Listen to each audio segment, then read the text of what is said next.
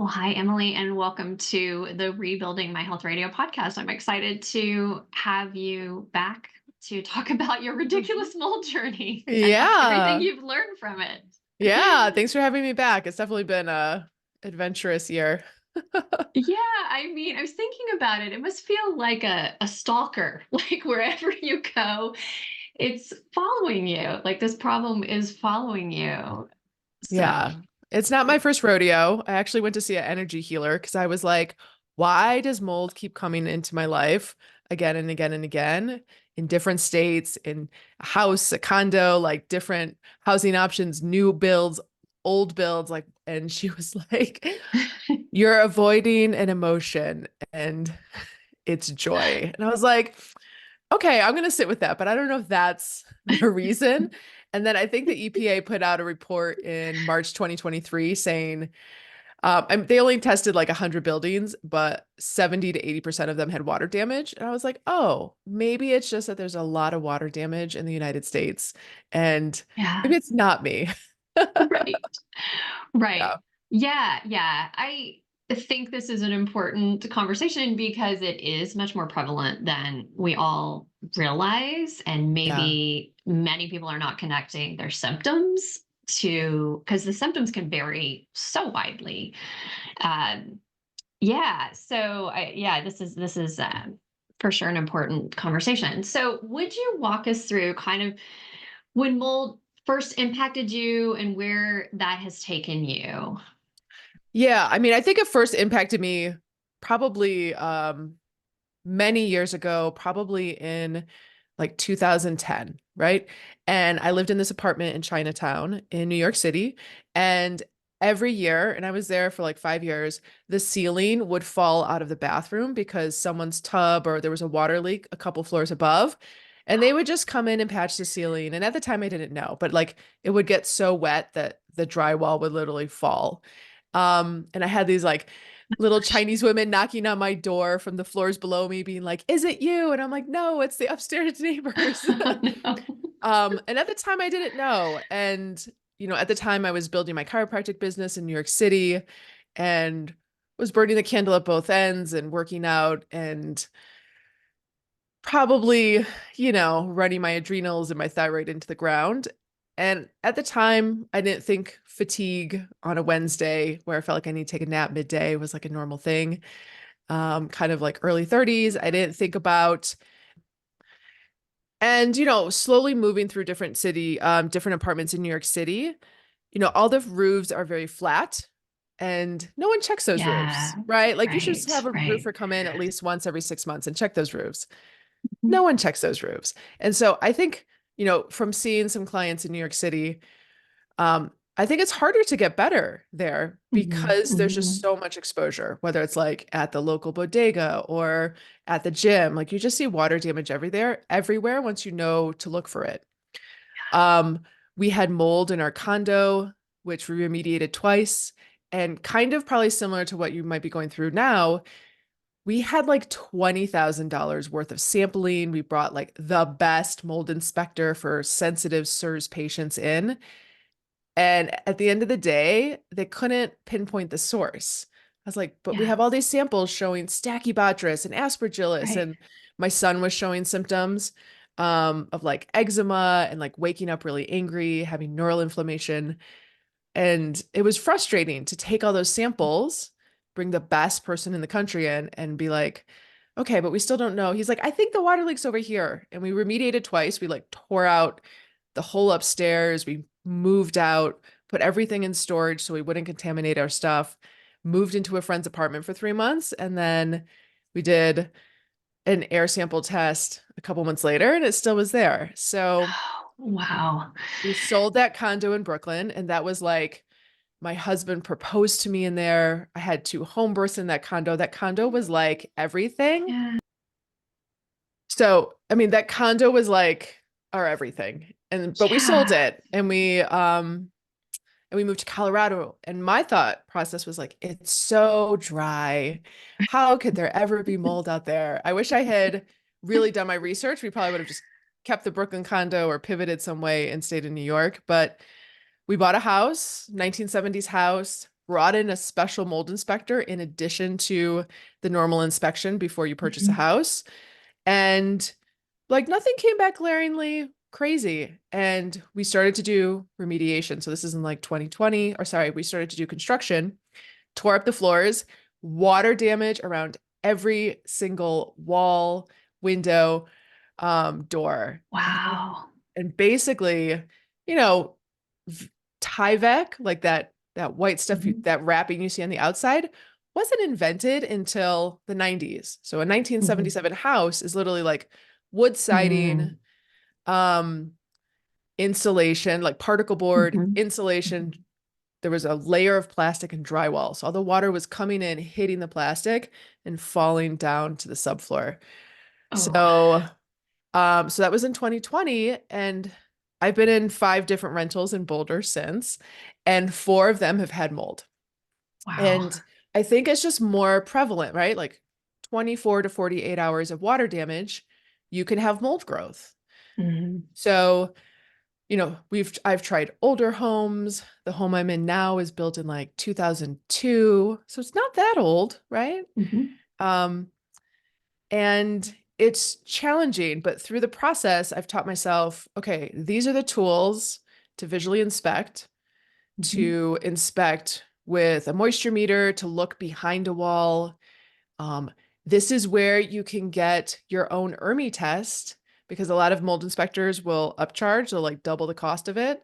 They'll be like $500 for an ERMI, which is basically a dust sample that will tell you the species of mold.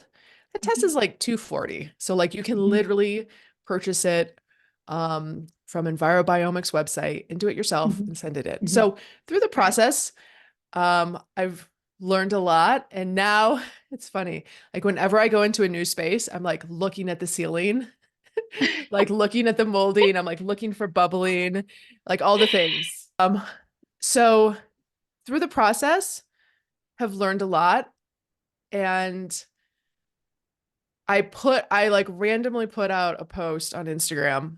I was literally like putting together the photos and the copy. I think like while my kids were playing in the tub and I was just kind of sitting there watching them, making sure they didn't slip. And next thing I know, that reel has 2.1 million views. And I'm like, Oh my gosh, oh, I had no idea. You're yeah. kidding. So I was like, I know a lot about mold. I'm not a mold inspector. I'm not a remediator. Um, there's not a lot of standardization. Like it's pretty easy to become a mold inspector. Um, and I just started putting out videos of just questions that were coming in, which is like, how do I test my home? How do I test my body? If I don't have the money to move or remediate, what are some things I can do? What, why should my mold inspector not be my remediator? Why should they be separate? So I just put out Mhm. videos and then those videos started going viral with like a couple of them have like 900,000 views, 500,000. And so I was My like, wow, there's gosh. really this Yeah. need. And it's unfortunate because, like you said, mold symptoms they call it like the great mimicker. Like Mhm. it can be eczema, it can be like itchy ears, brain fog, fatigue, which those could be perimenopause. Um, Yeah. it could be so many things. It could be your hair falling out, right? And you're like, well, Mhm. why? Most people aren't going to think mold first. They're going to think, oh, maybe I'm not like eating something right. Right. Exactly. Exactly. Yeah. What were your symptoms besides fatigue? Yeah. So my classic is like 2 p.m. Someone's like turned a light switch off on my brain. And I'm like, I Yeah. need to go horizontal right now. Brain fog is a common one. Mhm. Mold is lipophilic. It loves fat, and our brain is Mhm. 60% fat. So it makes sense that Yeah. mold affects brain fog. Some of the symptoms that you would not think about are like the kind of the entry into my ear would be itchy, or like the entry Yeah. point into my nostrils. Mhm. Um, I have historically like a little patch of eczema that when when I was in New York City was literally like the whole paw, it was like oozing and raw. That has luckily healed, but sometimes it will get like dry and flaky if I've been in mold. Mhm. But way back in the day, like in 2016, I would look at my hand and that would be like my sign of like, how are things going? Wow. And you were a chiropractor, And I'm so a like you're chiropractor. using your hands all the time. Yeah. Yeah. Yeah. Right. So So how about in your kids? Did that look different or similar? yeah. So my older one, who's now 8, when he was exposed to mold, he was like 18 months old. And I ran a urine mycotoxin test. Like you basically pee, you send it to the Hmm. lab. They tell you what Hmm. mycotoxins, which are byproducts of mold, it's different than mold, are in your system. And he had levels elevated, like in the red for an adult in his like little 18-month-old body. Right. So it Oh, was really, I wow. was like, that was a huge wake up call. And his symptoms were eczema. Yeah. And he'd get like this red eczema around his mouth. He had some kind of gray shiners like on the inside of his eye, not only Huh. under, but inside. And you'll Huh. see that in kids with like food sensitivities or maybe some gut issues.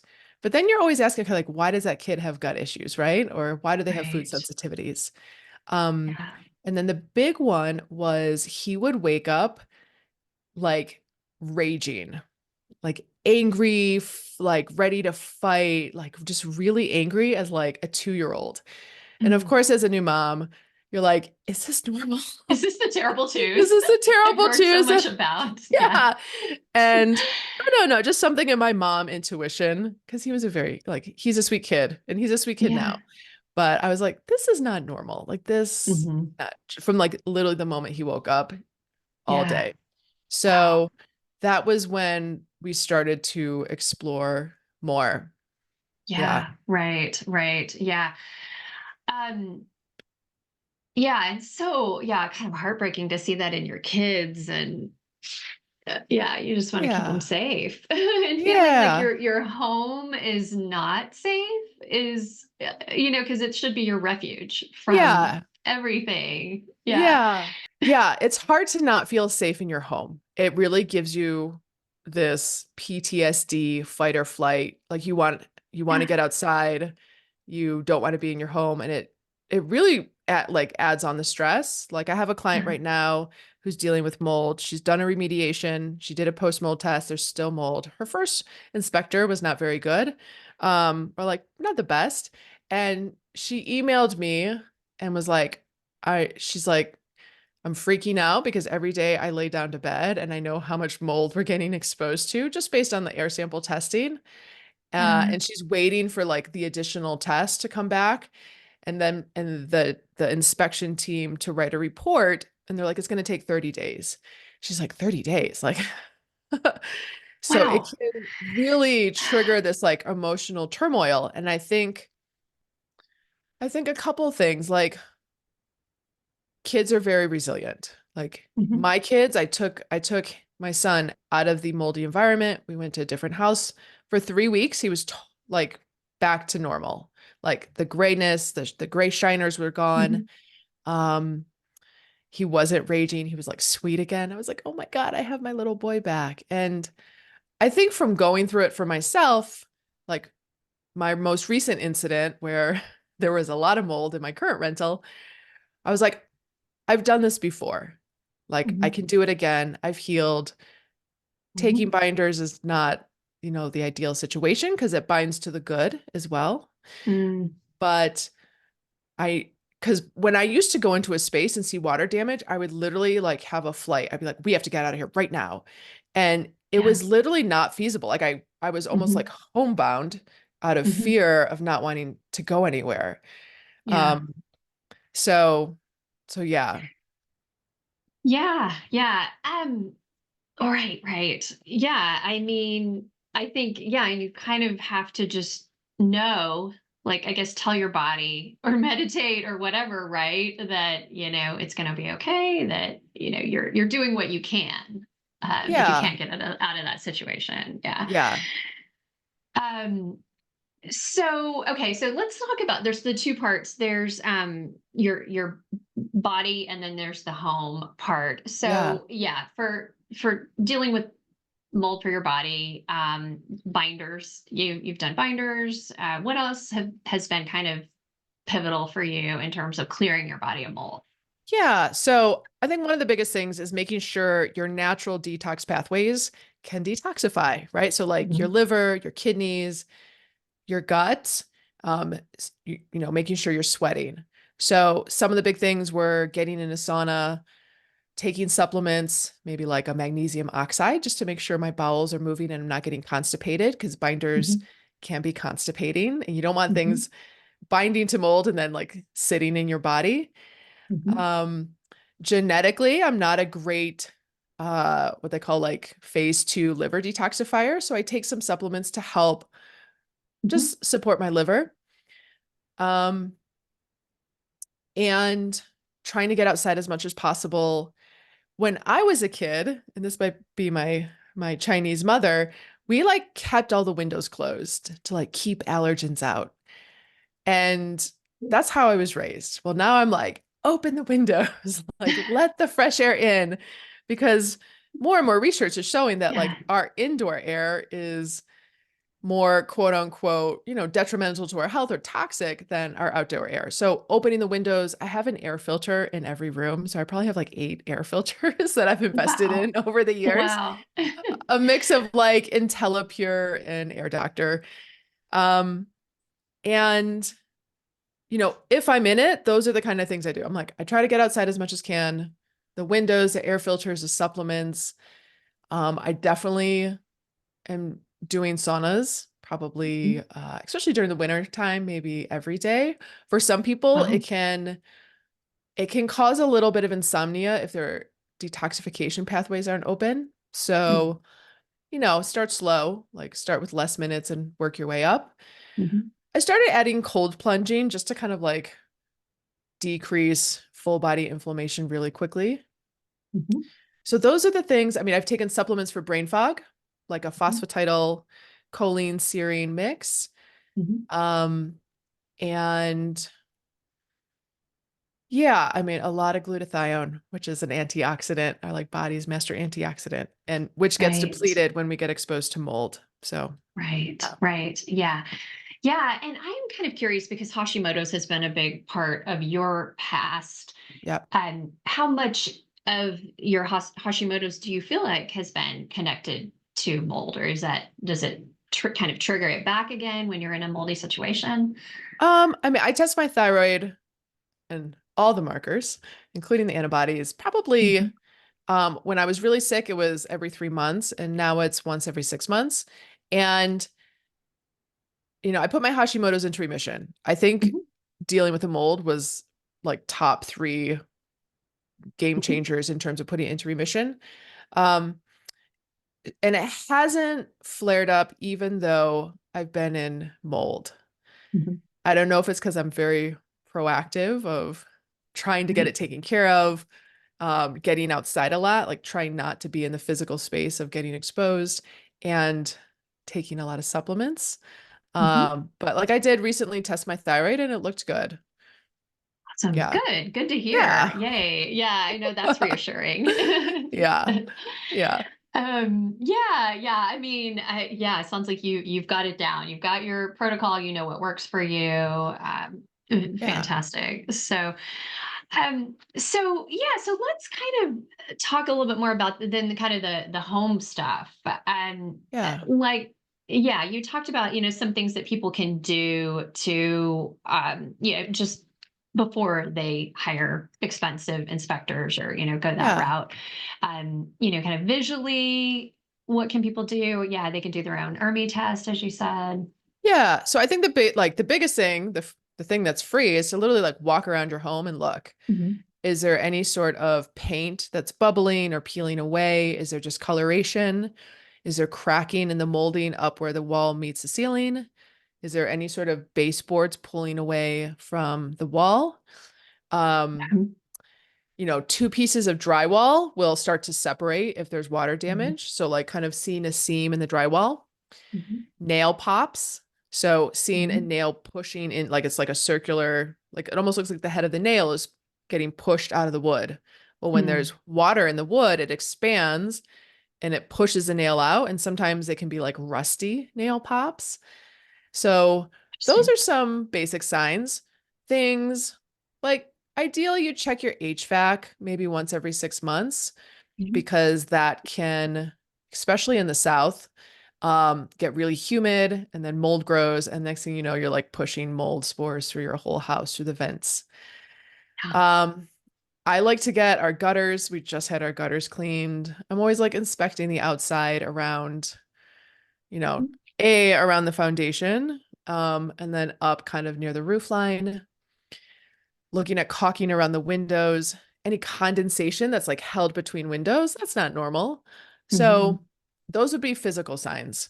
Then if you do find something, you could literally get a like a $50 moisture meter from Home Depot and you put it to the spot and it will tell you if it's currently wet. Hmm. So Okay. sometimes I'll just walk around my house and like I'm like, "Oh, that looks like a nail pop. I'm not sure. Let me put the moisture meter to it." Yeah. Um, Okay. Yeah, and that was what happened in our most recent rental that we're currently in is Labor Day, right above the stove, there was this like paint bubble that was 12 inches in diameter. And my husband goes, "We'll just monitor." And I was like, "Oh, hell no. I am getting a moisture meter." And I put it to it and it like lit up because it goes from like Oh green, yellow, no. red. It was like, boop, boop, boop, boop, boop, like in the Oh red. no. And then I was like, oh no, exactly. Never smelled musty, never had like black mold looking, like there was no mold except Hmm. water damage. And so I started to just follow along for about 8 feet across the ceiling and it lit up the whole way across. And I was like, oh no. There was no Oh water damage wow. signs, but it was lighting up the moisture meter. So I was like, okay. And there's a master bath above the kitchen. It was funny. Every time I would cook, I would sneeze and my nose would get itchy. And this Hmm. spot was right above the stove. And I was like, that's weird. So I'd run the fan, thinking it was like the oils, but it was because I was cooking standing below a moldy spot. So I go, Oh, okay, we obviously need to bring a plumber. We're going to turn off all the water in the master bathroom above. But I know if I bring in a plumber to see what's going on, he's going to have to tear open the ceiling. And if there's hmm. mold there, I don't want him to like blast mold spores all Yeah. over the house. Yeah. So I bought it's called a boroscope. So it's basically a camera and it has basically a scope attached to it. So I had my husband drill a hole into the ceiling, like this, the thickness of a Sharpie. We Mhm. stuck the scope in and he's like, oh, doesn't, it's, yeah, it's a, he's like, oh shit. And it was black, like black, black, black, black, black for like You're 8 feet kidding. across the top of the ceiling. Oh. And I Oh was like, no. oh. Not And again. then, yeah, not again. And then, so in this case, I was like, why don't we spend the money instead of bringing a mold? It's not if we have mold, we do. Why don't we spend the money on a remediation team?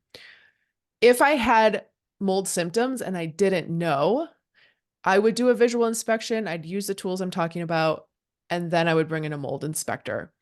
In Hmm. this case, I just brought in a remediator, and it was a little bit like peeling away the layers of the onion. They're like, oh, it's the ceiling. Oh, it's behind this cabinet. So they're like pulling off cabinets and they're like, oh, it's behind like the door frame. So it just kind of got bigger and bigger. And then they pulled the subfloor off from the bathroom above, and the subfloor on the other side was moldy. So then they were like Yeah. going upstairs, tearing out tile. It went from like the bathtub over to like the toilet room. It was like, it just kept on, because water can spread so easily. Yeah. And it was literally like an inch long, like part of the caulking in the window that, the step in shower that you stand in when you have Yeah. like class. There was like an Hmm. inch long part that wasn't caulked and it was running down through, Oh and no. it was like such a little thing that could have been so easily taken care of, right? Yeah. If from the beginning. So moisture meter, boroscope, like camera, that's about Hmm. 150. If you Hmm. want to see a leak behind a wall, because a lot of mold is behind walls, like just like I said, Hmm. never saw any black. It was literally just like paint started pulling away from the ceiling. A thermography gun, that's about Hmm. $300. There are some that are cheaper. Um, and it basically you can kind of point it at a wall and it will look at temperature differences. So if something is cooler and shows up Hmm. as like a purple blue, it probably means that there's water behind that wall Mhm. versus, a normal wall will show up like a yellow orangey color. So you Okay, can kind of interesting. scan the room and see, oh, is there a difference in temperature where there could potentially be an active water leak behind the wall that hasn't shown water damage yet? Mhm. In terms of old water damage that you just can't see, that's the more challenging piece, right? Like if it's no longer an active leak. Um, Right. that's when ideally doing an ERMI test or a dust sample will tell you, okay, there's mold in the house. It's not going to tell you where it is, Mhm. but hopefully a good inspector would be able to piece together the story along with you knowing the history of your home.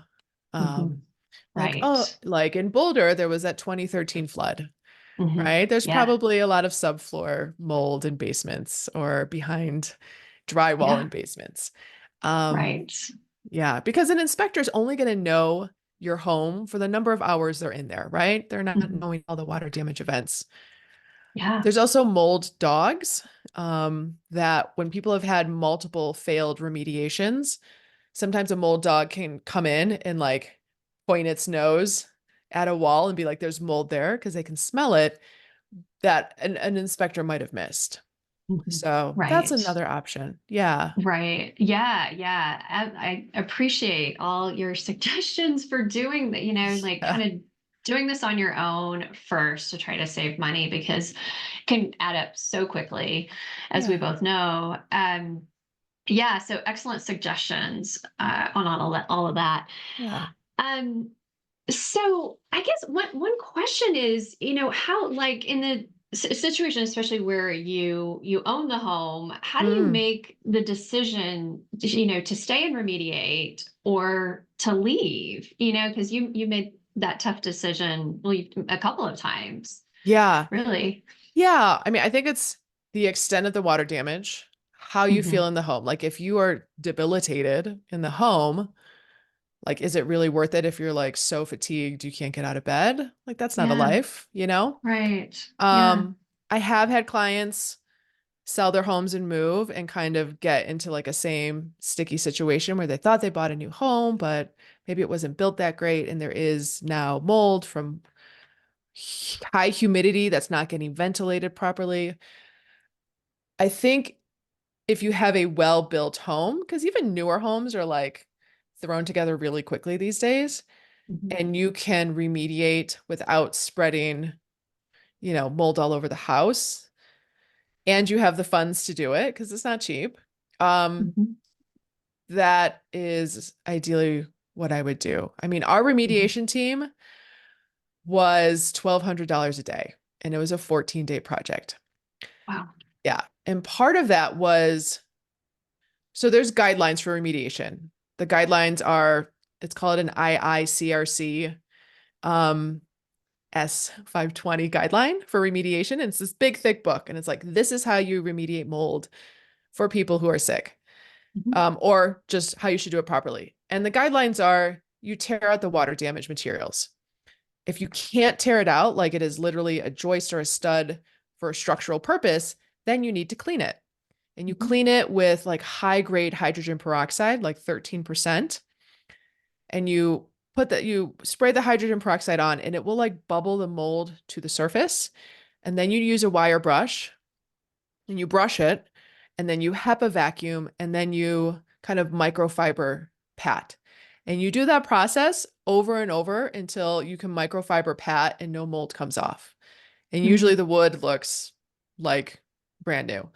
Um, so that was why ours was so long, was because it was a lot of structural elements where they had to Hmm. clean and they had to like Hmm. do multiple treatments over multiple days. Um, so yeah, so I think, I've had some people where it's like the roof and the basement and the age, like it's a lot, and they're like, you know what, we're gonna move. Yeah. Um, but I think if you can find a good remediation team and do it properly, and then post test and get those test results back that everything's good, that is Right. possible. I will Right. add that, which not a lot of people talk about, but different molds species prefer different building material. So, for Mhm. example, if you do a urine mycotoxin test and citrinin comes up, which is one of the Mhm. mycotoxin, citrinin is typically a yellow looking mold, Mhm. um, and is often found in HVACs. So, like, Mm. I'll take someone's mycotoxin test, like what came up in their body, and start to correlate, okay, this is where we need to be. Like, these are the building materials we need to be looking at.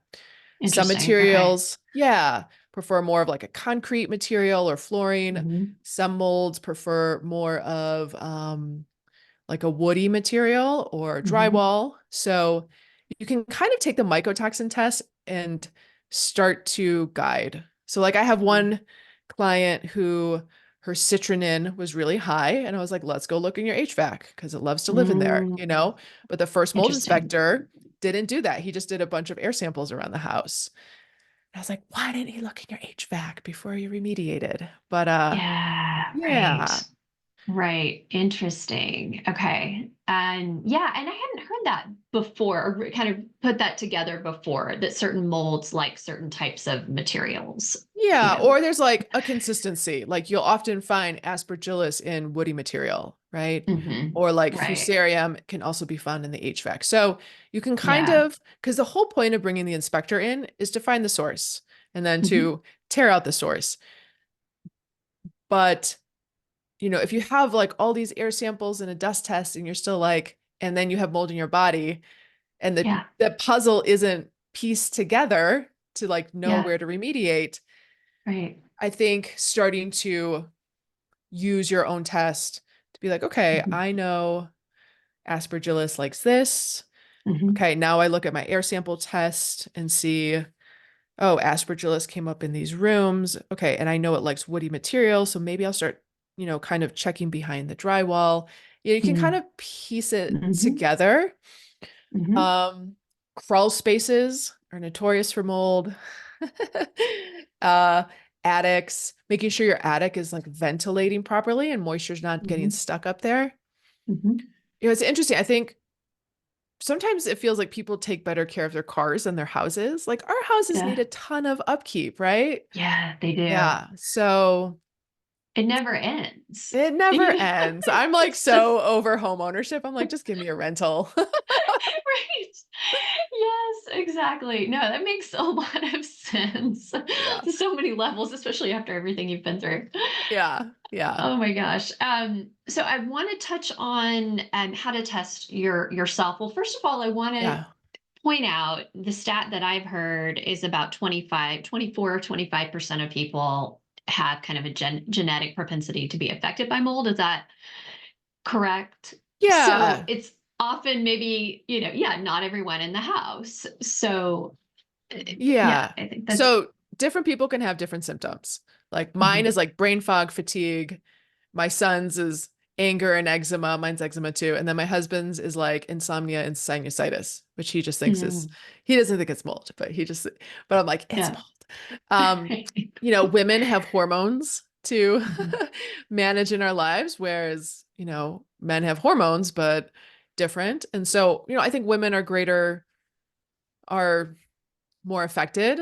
The genetic SNP you're talking about is the HLA-DR SNP, where mhm, um, I think was from Shoemaker's research and was like, oh, like 25% of people, 25% just have a harder time detoxifying from mold, have mhm, more intensity and frequency of symptoms. Treatment probably takes longer. Um, so I think certain people have a harder time. mhm. And like I've talked to a couple client is like brutally debilitating, like can't Yeah. function. And then start to have these other autoimmune symptoms. So they're kind of like going down these rabbit holes and lots of doctor's appointments. Um, Sorry, I forgot your original question. We were just talking about propensity, like to, that certain Yeah. people are going to maybe exhibit more symptoms than others, like can Yeah. detox it as Yeah. well. Yeah. Yeah. So then, what is the best urine test for that? And types of practitioners, like you, who can help with that? Yeah. So there's 3 different urine tests. I Hmm. think doctors have their preferences. So Mosaic, which used to be Great Plains Lab, has a mycotoxin test. It tests, I think, about 16 different mycotoxins. And again, mycotoxins are a byproduct of mold. And Hmm. so like different molds will kind of spew out different mycotoxins. So there's Mosaic, there's Vibrant.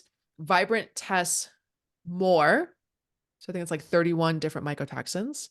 It's about $100 more than Mosaic. And then there's real-time labs. Um, so yeah, there's 3 different tests. Yeah. So there's also mold in food, right? In Hmm. grains and peanuts and certain fruits. And so sometimes molds that are common in foods can come up as like a false positive on a urine mycotoxin test. So Hmm. you want to, I usually say like 5 days to a week before you're going to do your test, like cut out those Hmm. foods. And I usually send a list to people because you don't want a false positive. You want to try and get the Hmm. most accurate results.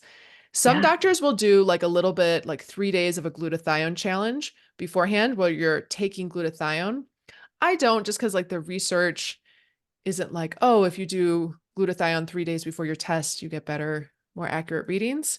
Yeah. But some doctors will do that.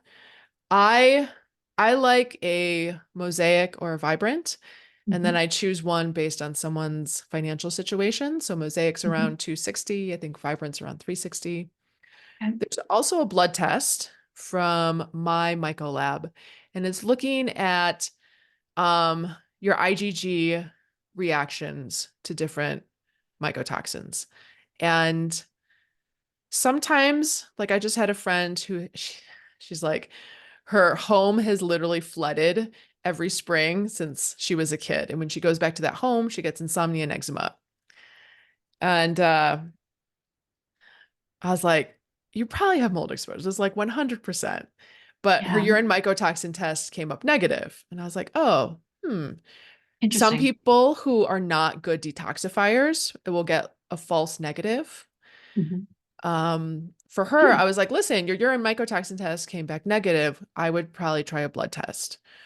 Okay. So from my myco lab. And Andrew Campbell uh, is the medical director of that lab. And so he does like weekly seminars um, talking about mold and autism, mold and, Hmm. you name Hmm. it. And then Hmm. talks about how, the blood test is different than a mycotoxin test. Um, there are other tests, but we could test and test and test for thousands and thousands of dollars, but it's like, what gives us valuable data? Yeah. Yeah. Right. Like Right. is a certain test, like I know Richie Shoemaker has a lot of tests. Like, is one of those tests going to change how we treat Hmm. in terms of Right. supplements or protocols? I think there is Dr. Joe Krista, who's a naturopath. Hmm. She very rarely uses binders. She Hmm. uses food as binders, and she Okay. uses um, essential oils and holy basil and oregano oil. And Hmm. so she's gotten people better. The protocol is longer, right? Hmm. Um, like sometimes she's treating people up to 2 years with like a Hmm. nasal protocol, and then also kind of a food-based herbal protocol. But so there's different Interesting. approaches based on how, Hmm. like, some people take a binder and they feel like on death's door, right? Like they feel Yeah. exponentially worse. If you can take a binder and function, I Hmm. think it would be helpful. But some people Yeah. can't, like they're just so sensitive, probably goes back Yeah. to that like genetic predisposition. And so that in that case, you can use food to move your Hmm. bile. You can use Hmm. food as binders. Yeah. Yeah, That's interesting and good to know. It's on that's Jill's book is on my list to yeah. read. So good. Yeah, yeah. I have to take I have to go really low and slow on binders. Yeah, Personally. same. Yeah. Yeah, yeah. It gives me more brain fog. So Yeah. yeah, you just have to watch your body. Well, Emily, thank you so much. Tell people, where they can learn more about you. You have a fantastic masterclass. I know that's helpful. What Oh, else, what yeah. other resources, do you offer? Yeah. I mean, dremilykiberd.com is my website and all my Mhm. social handles. I put a lot of free content out there just because I think it's hard to find and to like find it in a Mhm. really simple, easy way. Like when Yeah, I was first on my journey, I was like, what's a mycotoxin? And why is that a different word than mold? right. Yeah. Um, Yeah. and um, I have a free PDF, it's like dremilykiberd.com/mold. I have a masterclass /mold masterclass. And I do like 3-month deep dives, like just Mhm. mold specific. So I will, if someone hasn't ordered a mycotoxin test, help them order that, look, like review it, help them find a good inspector in their area, help them find a good remediator, help them then um, create a detox protocol for them. It might be more gentle, like more food based. It might be, maybe it's like a binder like charcoal that's a little more gentle, or, going a little more aggressive, but working with the person. So I do 3-month deep dives in that. I will say the people who struggle the most are the ones who are in their home all day and they're kind of going through the mold protocol, but they're still getting exposed, right? Like it's still Mhm. in their home. And it's so Yeah. hard. And I've Yeah. totally been there for like years and years in Brooklyn where I was like, Yeah. I thought we remediated. I still kind of don't feel good, but I'm going to like go to my office for 12 hours a day. And that was really the only way it kind of minimized my exposure while Mhm. going through the protocols. But it's tricky because sometimes people are doing the supplements and the binders, but they haven't kind of removed themselves from the environment. So they're still getting exposed. And Yeah. they're like, I don't feel good. And I'm like, well, I know, because you're still in it. And Yeah. it's Right. hard. It's hard to be like, oh, I'm just going to go find a house with no mold. Every time I look for rental, I'm looking at 30 rentals and every single one has signs of water damage. It's really Yeah. challenging. Yeah. Yeah, yeah, definitely, definitely. Yeah. Yeah, well, please know that your journey is not in vain. I know it's been such a struggle and a Yeah. nightmare for you and your family, but this information that you're sharing now and all this knowledge that you have accumulated is you're bringing to millions of people. So Yeah. that is appreciated and so valuable, really. Yeah. So, Emily, any last bits of advice before we go? Um, I think keep like holding that torch of light that like you can get better. Like I've had a couple colleagues be such bad brain inflammation. They were like psych patients in a psych ward, right? And Yeah, it wasn't they had a mental illness, they just had inflammation around their brain from mold. yeah. So, and they got better and they function and they travel and they live their lives now. So, it can, when we're in it, it can feel like you're drowning. Like, how am I ever gonna feel better or feel like myself again? Or how am I ever gonna get to the other side of this? And you can, you just got to take the steps like little by little, like every day is a new day. Mhm. And just like hold the hope. Because if like you lose the hope, it's challenging. Right. Yeah, Yeah. absolutely. Yeah, for sure. For sure. Yeah. And that goes for any health situation. It's Yeah. kind of like number one, like everybody I've seen get better, like has to be on that foundation of Yeah. hope, really. And Yeah. know that it's Yeah. possible. Yeah. I would also say, and I've also had to get through this, is like we see our houses as these like structured, made kind of almost like perfect, like, oh, my room has 4 walls. And to like take out drywall feels really overwhelming, right? Like I've Mhm. had people sit with like water damage and be like, oh, but I gotta like take out the sheetrock. And I'm like, great, do it tomorrow, right? But the thought process of deconstructing their home, Mhm. especially when you're not like in construction, can feel really overwhelming. But when you think about it, like I had someone sit for like, yeah, 6 weeks before like even just starting remediation because she just couldn't wrap her head around it. Mhm. And I think it's that idea of like the deconstructing of something that's built and kind of like quote unquote perfect. Like Right. drywall is not that expensive. Like you can Yeah. slap it back on, you can, make it look new again. It's not, doesn't take that long. It's not that much money. Like being sick for however many more weeks Mhm. longer is like, it's not worth it.